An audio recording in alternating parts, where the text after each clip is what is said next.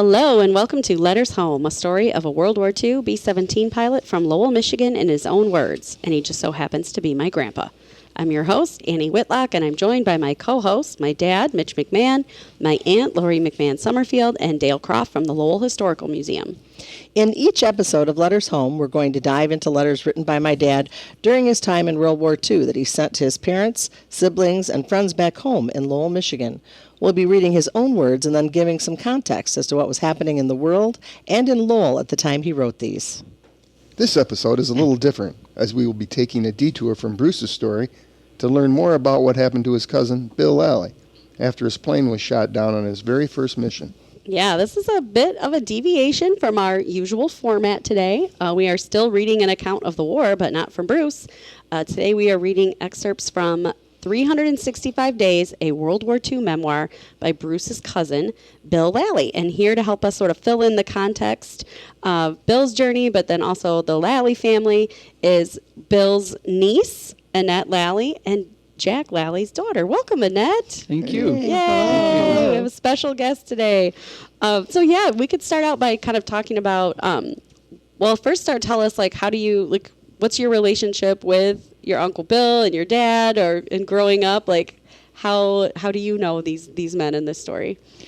Well, Bill was my father's youngest sibling, and he was just born the year their father died. My dad was 7, so he's like 7 years younger.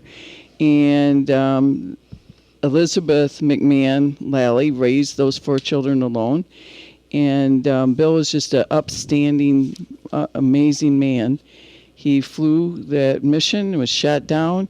He came back. He was resilient. He was in the FBI. Oh, my goodness. Yes. Oh, I knew that. And he worked, I forget the name of the company. So he did well. He lived over in Holland. And a memory that I have of Uncle Bill is because he was held behind enemy lines, basically starved throughout the war, he took little pieces of toilet paper and wrote on them because he didn't have any paper for a memoir. And he had those framed in his beautiful home on Lake Makatawa. Mm-hmm. And so as a child, I remember seeing those pieces of paper with all the writing on them. So wow. That's how he documented it. That toilet paper became what we're going to be reading today. Yes, that's a good point. So, Bill put together an account of his, again, it says called 365 Days. He was in, captive or on the run for a whole year. And he put together this memoir, which is what we're going to be reading about today. How did that get collected? Were you a part of that? Was that Bill's family? How did they get all of it from toilet paper to the to the page? That was all Bill and his wife Joan and Joanne, and they went back to the Netherlands, I believe, in the 90s. I was kind of out of the picture. I'd gone away to college, so I wasn't involved in that, but I know that he did some family research on Lalley in Ireland when he was over there and got some of the family history. But that was all Bill, and so I was not really privy to any of that. I was interested to read this book.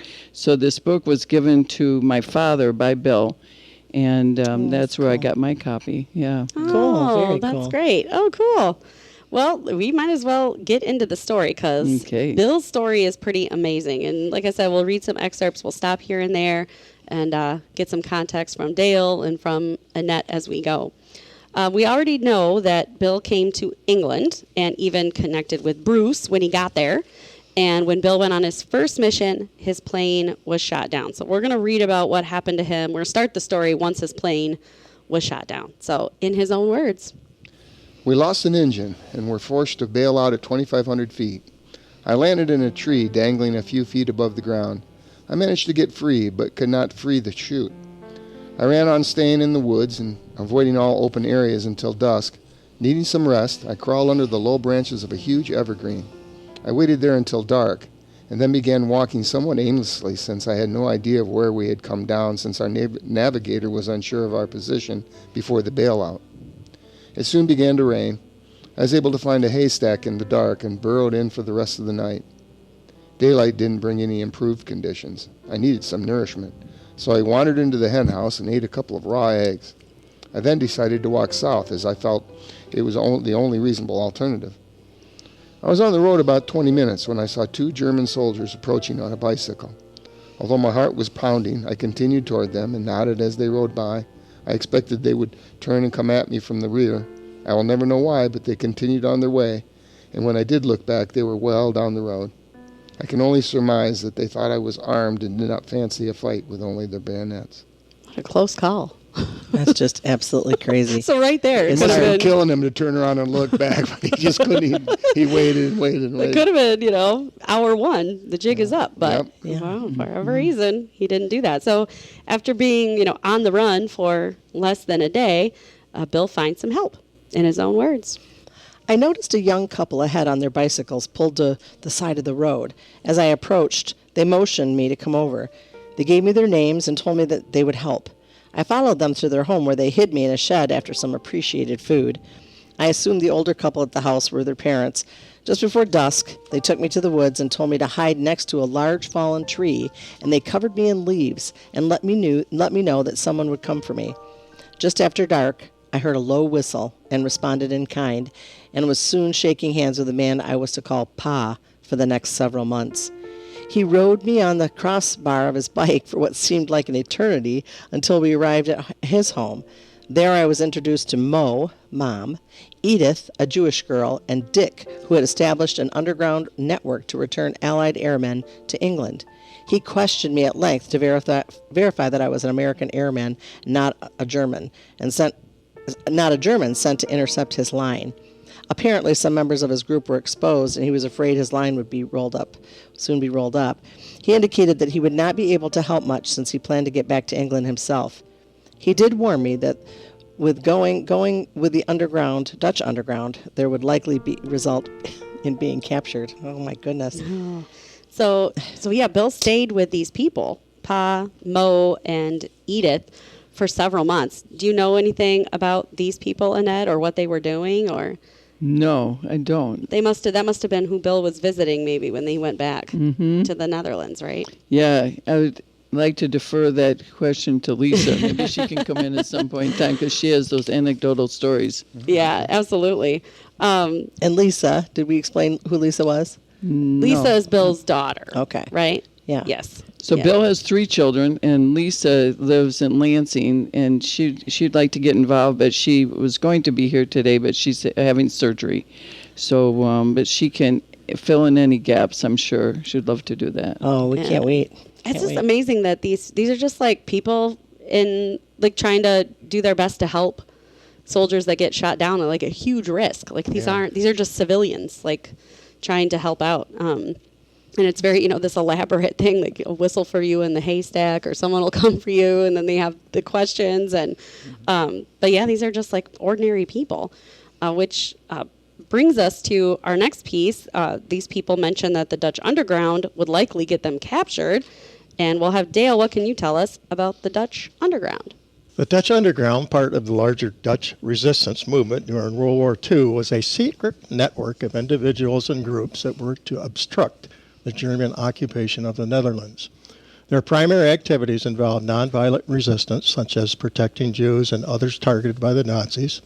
They found hiding places for people and provided them with false identification papers and ration cards. Gathered intelligence by German activities, including military and political information, and passed it on to Allied forces.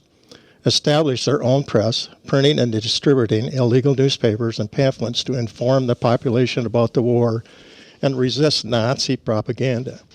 Many of these newspapers, the Tro, I'm not saying these right, but the Tro, the Heer Parool, and the Vera Nederland continue to be published today. They helped Allied soldiers and pilots who had been shot down or had parachuted into Dutch territory, providing them with shelter and assistance, such as Bill Lalley. Now, most of them were nonviolent, but there were times when they engaged in sabotage activities such as blowing up bridges and railways and assassinations and disrupting German infrastructure. The Dutch resistance, which included the underground, played a vital role in hindering the German occupation and providing support for the Allied liberation of the Netherlands. For example, Simon Burgoyne, the French teenager who started out as a courier for the resistance, eventually took up arms herself She captured 25 Germans during the liberation of Paris. Nice.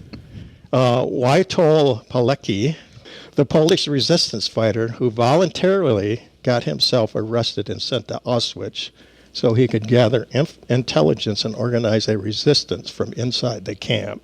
Oh, jeez. So once again, you talked about common citizens. Here's two of them. That's risky. Then these three ladies are famous. The sisters Teresa and Freddie Ostigagen and Hannah Scaff quickly built a reputation around a bold tactic of seducing German soldiers, leading them into the woods and taking them out once they were there. Oh, my Lord. To pull this off, they would slick on some bright red lipstick, put on a tipsy act, and transform themselves into muffin girls, a derogatory term for Dutch women who were overly friendly with the German occupiers. Hannah, who was known as the infamous girl with the red hair, was caught and executed several weeks before the liberation of the Netherlands. She made it all the way a week before. The two sisters that she was with carried out their mission until the end. Truce passed away in 2016 at the age of 92. Wow. And Freddie followed 2 years later at the age of 93. Wow. Then there was a gentleman they called the banker of the resistance. That was Wally van Hall, was a Dutch banker and resistance leader during the occupation of the Netherlands. He founded the Bank of Resistance, which was used to distribute funds to victims of the Nazi occupation of the Netherlands and fund the Dutch resistance. Van Hall was captured in 1945, once again just before the liberation, and executed along 7 other resistance members as revenge for the death of a high-ranking police officer. Now, I found one stat at the end that just blew my mind away here. It says, by the time the war finally drew to close, approximately 70% of the Dutch Jews had been wiped out. Oh, my goodness. 70%. 70%. Oh, my. Wow. So, yeah, thank goodness for the resistance. And I got some pretty good pictures to go along with our YouTube production. That's great. Common citizens doing their part. Yeah, all over. And there were, there's French resistance. There's, the Dutch underground specifically mentioned here because Bill lands in the Netherlands. But then it's also brought up, I think, 2 of Bruce's crew during that one mission when they all kind of, various things happened to them. 2 of them went with the Dutch underground as well, and they didn't end up making it. But yeah, and so this is a big group. And I also think it's also is interesting why Bruce thought Bill was in France. Maybe remember that coded letter where Bill was like, he's wonder what springtime is like in France. I'm like, he's not. He didn't go to France, but during the research here, there were certain groups. One group was kind of associated with the pamphlets and papers. One group was associated with finding hiding places, and then there was one group that did the assassinations and the bombing. So there were all kinds of different resistance groups underneath the underground. Okay. Oh, that's really interesting. Mm-hmm. Well, one of those, the Pa and Mo and Edith, they were people that were hiders. So Bill actually stayed in their house in the Netherlands for a long while. It doesn't specifically say in the memoir. It says I think it says months, but it doesn't say how many. But he was there for a long time, and he writes that he just wasn't seeing the war ending anytime soon, so he decides to go with the Dutch underground, him and another man that was hiding in the house named Bob Bailey. So in his own words. I decided to go with him as I didn't see an end to the war in sight. We wore civilian clothes and were deposed as deaf and dumb basket makers to conform to our identification papers. We left with our guides on a tandem bicycle, and after a couple of stops en route, we arrived in Arnhem. I have pictures of Bob Bailey and myself chopping wood at one of the stops that we made. Arnhem was a busy rail station, and many German soldiers were boarding and leaving the trains. We boarded the train with Bob and a guide in one compartment, and I a guide in another. Our disguise was very thin, since a loud noise would have betrayed the fact that we were deaf. Our trip to Breda was nervous, but uneventful. My memory of Breda would stay as a little vague. Bob and I were taken to different homes and remained there for about 3 weeks. I vividly recall being taken to a rather elegant apartment in Antwerp by 2 young women, no doubt Pauline Flaming and a friend. Going up the stairs, I noticed several color photos of German aircraft, Me-109s, FWs, etc. When I asked about them, I was told that this was to give the appearance of being pro-German, to deflect any suspicion that escapees were being housed there. She returned the next day with 2 men, who, as I best can recall, were in their 30s. One of the men took me to an empty office with a desk and a few chairs. He began asking me questions about where I was shot down, who I stayed with en route. I became a little suspicious, since that had not been part of the routine before. I gave him limited information about our aircraft and nothing about where I had stayed, and was glad that I had not come to know the names of those that had helped me. When he seemed satisfied that I wouldn't be much help, we joined the others and were told that we were on our way again. As we passed a large building and entered a foyer facing 2 glass doors that formed the entrance into the building, I saw men in German uniforms, and for a moment my heart sank. Instead of entering the building, our guide turned up a flight of stairs at the back of the foyer and led us into a small office on the 2nd floor. When I expressed my anxiety about the Germans, he scoffed and said that the closer we get to them, the less suspicious they are. The 2 of them began questioning us again about where we had been. It didn't last long, and they started out of the room saying something like, "Let's go see what the Gestapo is doing." We filed down the stairs into the foyer, and instead of turning out toward the street, they went through the glass doors into the building. We had it. Their mood changed, becoming surly, pushing us around a bit. One had pulled out a gun. They chided us for being so dumb, saying you guys would believe anything, and threatened that we'd be shot as spies because we were caught in civilian clothes. So this is how Bill gets caught. All right, he goes and he gets betrayed by somebody, and he names her Pauline Vlaming. I think that's how you pronounce her name, or Vlaming, I don't know. Dale, can you tell anything about her? I mean, he seems pretty confident he knows this woman's name. And No, the only reference I could find was what Bill wrote. I dug in all over the place, couldn't find anything. So Bill's our only resource on her. And okay. He would be a good person that knows who did it. Yeah, Bill had written that she had done this to a lot of people. Like, she'd betrayed a lot of American soldiers, like thinking she was bringing them for help, and like all those people questioning him were the Germans. Gestapo. The Gestapo instead. Well, it's also brought up in one of the soldiers says that it's probably not a good idea to go with the Dutch resistance. I know. They did say that, So they kind of knew something was a little up with that them. there were some moles in there, for sure. Yeah.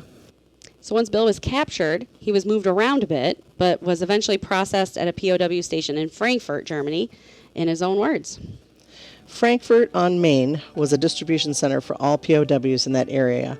I was in solitary confinement and interrogated about the base, squadron, and crew members, and when we had come down and where we had been and who had helped us in our escape efforts. When I refused to answer except for name, rank, and serial number, I was returned to solitary for a few more days, then joined by other POWs in a large confined area. Red Cross representatives were at the camp interviewing and passing out parcels containing canned food, cigarettes, soup, soap, shaving gear, toothbrushes, etc. They had forms to fill out which asked many of the same questions the interrogators asked that most of us had refused to answer. It struck me as ironic that the same questions were now on the questionnaire everyone filled out. We were also given a postcard that we could mail home. This was a welcome blessing, since Mother had heard nothing for months except that I was missing in action. Well, so as we've learned in the last couple of episodes, Bruce has been writing letters trying to calm Bill's mother, Aunt Lizzie, your grandmother, trying to calm her down about Bill being a POW. He kept saying things like they're not treated that badly. It'll be fine. And I mean, it does kind of seem like they weren't treated too badly by the Red Cross anyway, right? Like, I mean, they're getting all these things. They're allowed to go home. What can you tell us about your grandmother? We talk about Aunt Lizzie a lot on this podcast because Bruce mentions her quite frequently. Yes, I think. Unfortunately, she died just when I was about 2. And so I have no personal recollection, but I talked to Gail McMahon about her, and she remembered going over to her yard swinging, and that Aunt Lizzie would make her cookies and things like that. So Gail, being a little older, has a memory of my dad's mom. But I know that was very difficult. I've got the picture of her pinning Bill's wings on him, and I can give that to your... Oh, that would be great. Podcast. We'd love that. Sure. Like when they were reunited? No, when he was first, before he left. at the very beginning, right. yeah. Okay. So we do have that picture, but it had been hard to not know where your child is for that amount of time. I know. Can't even imagine. Yeah, for sure. Just difficult. So he does feel relieved that he was able to send her a note anyway, because at this time, he's been gone for months in the Netherlands, kind of on the run, and no one knows where he is. Yeah. And it's so funny, like the Germans interrogate them, and he doesn't give out any information, and the Red Cross is like, here, fill out this form, and he like, goes right to it. Like how the Red Cross are allowed in this POW station, but that's okay, I guess. Helping it out. would be a little worrisome, wouldn't it? You think, why are they asking those same questions? Just like what you said, ironic. So, Yeah, that's funny. Well, so Bill was eventually moved to the Stalag 3 prison, which we have mentioned a lot of times on this podcast because it's the same one that Bruce's friend Norm was in when his plane got shot down, and Will Reed, his co-pilot that he was training. And we suspected that they might be there together, even though they don't know each other, but maybe they were there together and ran into each other. Bill also wrote that he got to the Stalag 3, I think it was like early 1944, but it was right after a few people had tried to escape. And so we talked about that too, the movie The Great Escape, and that. This is how Bill described the Stalag 3, so in his own words. This was one of the better camps that the Germans used when Red Cross officials would do an inspection. It consisted of an American compound and separate English compound. The rooms in the barracks held 12 men in triple wooden bunks with wood slats and straw-filled burlap bags for a mattress. For meals, the Germans provided a thin soup of turnips and rutabagas, black bread, and occasional some blood sausage. The Red Cross parcels were our main sustenance. The food was pooled in each room and meals prepared by the men. Each box contained dried milk, dried prunes, a can of meat, Spam, etc., cigarettes, soup, jam, toothpaste, and other items. The POWs were ingenious in making things from the tin cans the food came in, even blowers, little cards, and track for escape tunnels. The Germans eventually enforced the collection of all the cans.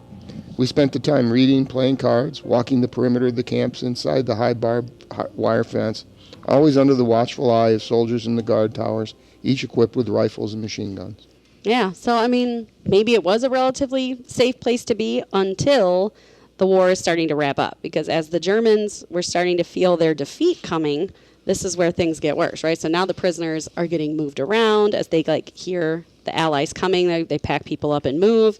And Bill recalled this in his memoir too. Numerous times he had to move around. So in his own words.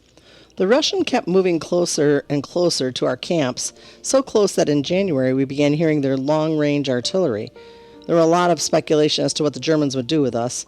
It was answered on a bitter, cold, blustery night about the middle of January. Thus began what we called the 48-hour death march. Walking in the worst winter conditions with only brief stops for rest and an overnight in barns and unheated buildings, it became so bad that POWs were carrying the rifles and the bicycles of our German guards. I remember hallucinating as we trudged along, seeing all sorts of odd figures and heads in the woods. Many became exhausted and fell by the wayside. When we finally arrived in Spremberg, all were exhausted. I remember seeing a man brought down by the weight of his backpack falling backwards into a plate glass window. My goodness. So that's the part that, Bruce is not mentioning in the POWs, right? Like when they're there and they're stationary, they might be relatively okay, if not a little starved. But then once the Germans start moving them, this is where things get bad. Bill and the prisoners at Stalag 3 were moved several more times.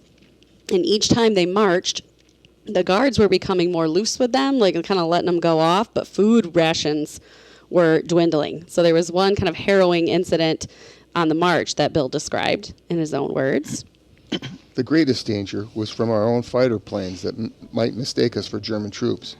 We had some information that our pilots generally knew the location of POW camps. However, we had heard that they had mistakenly strafed a column of POWs coming out of a camp in northern Germany. We did have one harrowing experience passing through a small village.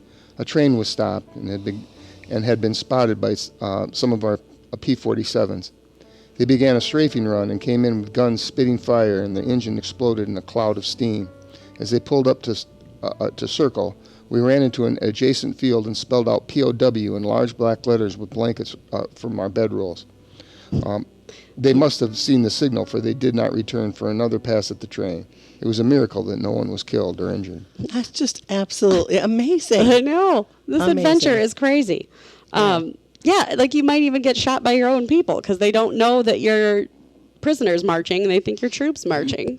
Yeah. Spell out POW. I mean, this is an amazing story. This is crazy. And then after moving even more times than that, on April 29th, 1945, which was exactly 1 year after he was shot down, the Americans liberated their camp, which by this time was on the move near Munich. So the Americans kind of came over and they were like, yes, we're finally done. So we're coming to the end of this story. So let's see what Bill says about it in his own words.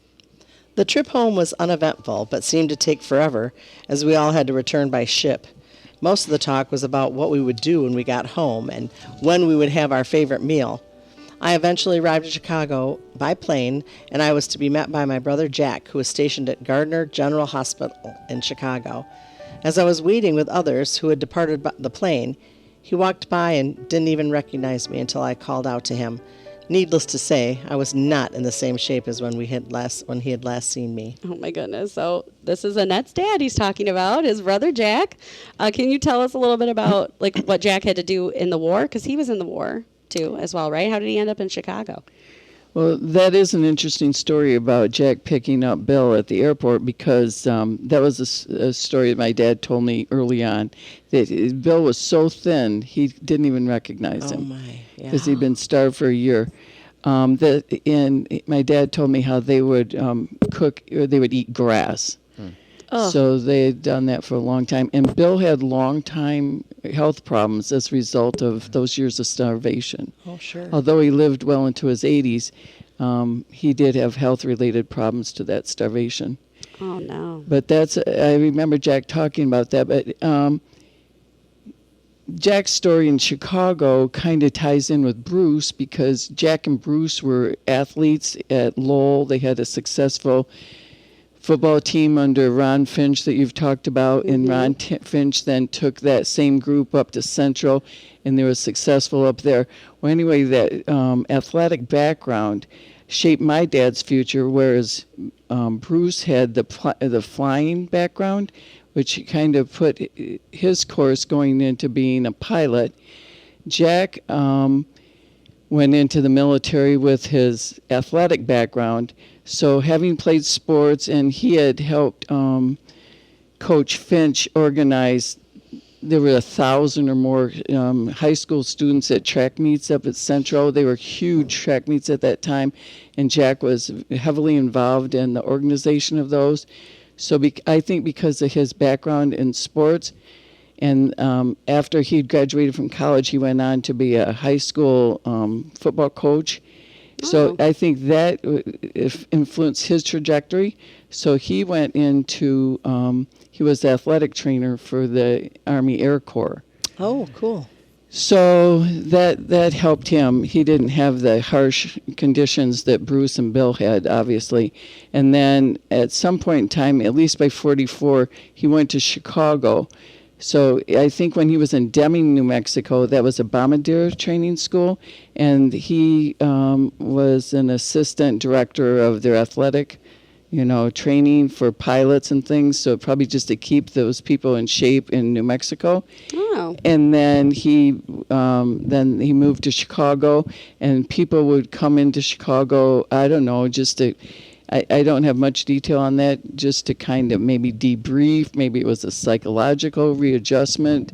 I know he enjoyed taking them to White Sox games and stuff like that. Oh.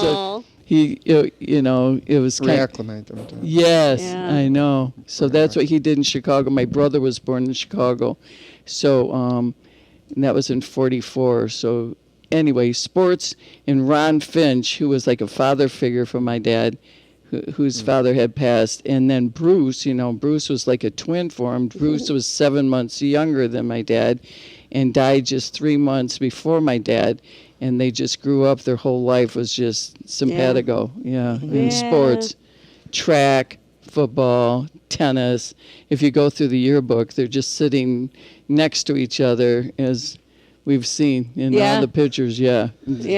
Very cool. Very cool. Very so cool. Yeah, Coach Finch wrote a letter to Bruce. We read that on the podcast, and it mentioned Jack, right? Like, I'll swing by Lowell and say hi to yours and Jack's family or whatever. And so it's been, they're really together this whole time. And Dad worked for Jack in his later years at L&D Hardware for my dad loved Bruce, and Bruce had this most beautiful handwriting, which we've Of talked course, about. yes. The calligraphy, so he did all the signs and advertising and things like that. But my dad always just was so impressed with his many gifts.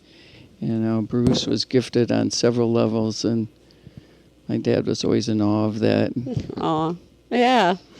That's amazing. Mm-hmm. So yeah, he's at a hospital because they're all the POWs. So it makes sense. So Jack was really there to try to probably test out their fitness level, like to see what PT. what they have left. Yes. Yeah, like a physical trainer. Yeah, absolutely. Because he'd gone through all that training in high school and college, and then that's what he knew is Sure. conditioning. Yeah, Yeah. sure. Yeah. Yeah. Oh my gosh. Very cool. Well, we're gonna finish with a little epilogue on Bill, but the story isn't quite over yet. So, in his own words. It was then on to home and a wonderful reunion with my mom. We thank God for this day. I spent some time home on leave, then into Gardner General Hospital where all the POWs were thoroughly checked out.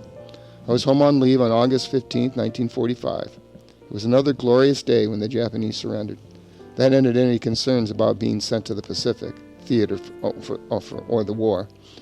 In November, I was faced with the question of staying in the service or getting out. Since the prospects were slim that I would be flying again, and I didn't relish the other aspects of the military life, I was separated from the service in 1945. I never piloted a plane again, although I remained in the reserve until 1961. Oh, so Bill never flew again. That wasn't really his thing after getting shot down, which makes sense.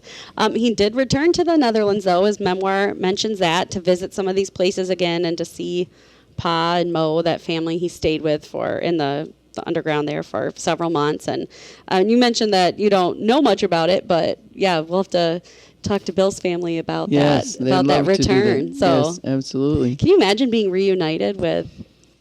How did they even saved find your them? life. How did he find them? Because he didn't really know their names. Maybe I'll have to go back and see if the memoir says they like that. Because he doesn't really know their real names necessarily, right? Because he never knew. But that's amazing that they were able to be reunited. Yeah, very cool. After the war. That's amazing. Amazing stories. Well, Annette, we ask all of our guests what their memories of Bruce are, or if they have any stories about him. So do you have anything to share about Bruce? Bruce was just a part of our lives. Like you said, he and Jack were down at the L&D Hardware and spent their days together. And it was kind of interesting that they had that gas station in Lowell. I think they'd taken a year or so before they'd gone on to Central. And they had worked together in the gas station at the beginning of their lives. And then here at the end of their lives, they're older men working together and spotting each other. And Bruce was always good-natured, happy, positive, just a positive guy. I don't know what it was. That's clear from the letters. Yeah. I think he's trying to be positive about all of this. Even Bill getting shot down, he's trying to be positive about it. Like, well, he won't have any more battles. Like, this will be fine. Like, he'll be fine. Okay. He'll be okay. And they were all so loving toward their parents. Oh. You know, I've heard that come through this podcast, how loving he was. And then and I found a few letters from my dad, he calls his mother darling, and, it's just so loving to them. It just... Yeah. Reverent, yeah. Yeah, Reverence. just respectful. Yeah. And, just so warm.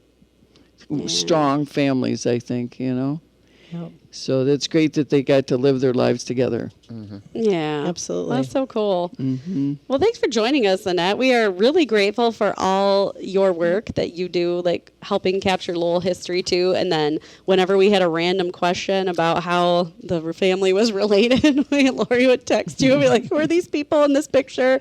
So you've been incredibly helpful to the research. Well, I'm learning behind as this I go. podcast. Yeah. Yeah, absolutely. Whenever we had a random McMahon or Lalley question, it was like, I'll text Annette, and we'd get it on the podcast. So we obviously had to have you on.